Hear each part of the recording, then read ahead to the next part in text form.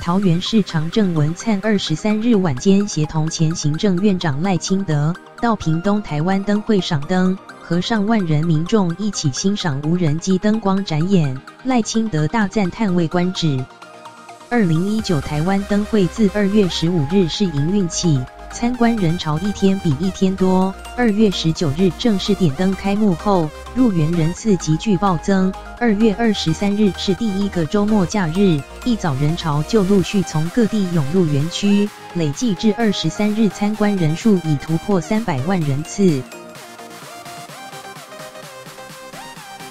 桃园市长郑文灿23日晚间也特别协同前行政院长赖清德专程至屏东欣赏台湾灯会，受到县长潘孟安热情欢迎。三人在台湾灯会中合体，所到之处民众争先抢拍合照，短短不到50公尺的路程走了10分钟，也成为灯会中的焦点。桃园市曾于2015年举办台湾灯会，大受好评。郑文灿表示，以前传统水舞光雕已经落伍了，无人机的 AI 智慧秀把灯会推到崭新高峰。在屏东的台湾灯会不只展现文化特色，更展现了科技魅力。2019台湾灯会是一个新的里程碑。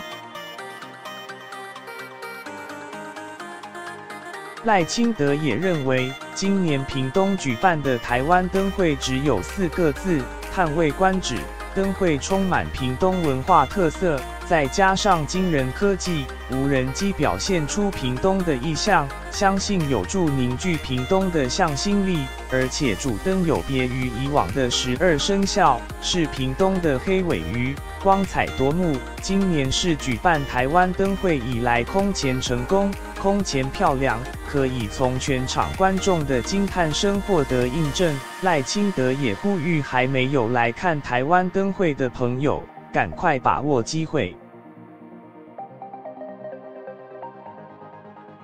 潘孟安则感谢郑文灿不吝分享4年前桃园举办台湾灯会的经验，更感谢赖清德在担任行政院长任内，有关灯会的预算补助、行政协调给予屏东县政府很大协助，让屏东县政府能够增加海域灯饰，甚至空域，从硬体的灯饰到陆海空展演都有，创造不一样的台湾灯会。